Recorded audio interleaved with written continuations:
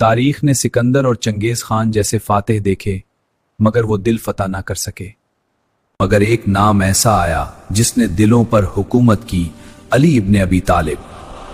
13 رجب وہ مبارک دن جب علی کی ولادت خانہ کعبہ کے اندر ہوئی۔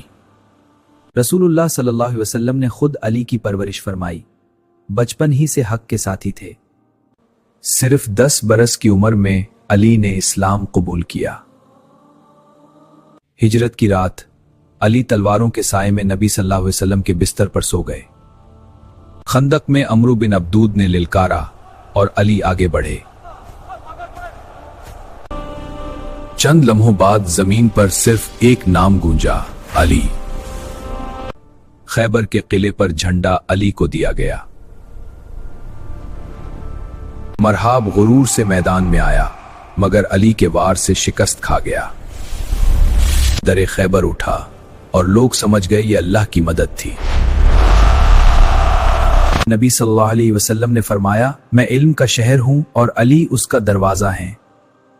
خلیفہ بن کر بھی علی نے بیت المال کو امانت سمجھا، اپنے بھائی کو بھی اضافی مال دینے سے انکار کر دیا۔ سرکاری چراغ بجھا کر ذاتی چراغ جلایا، یہی تھا عدل علی۔ آج بھی علی بہادری، علم اور عدل کی علامت ہیں۔ اگر شیر خدا سے محبت ہے تو کمنٹ میں لکھیں شیر خدا اور سبسکرائب کرنا نہ بھولیں۔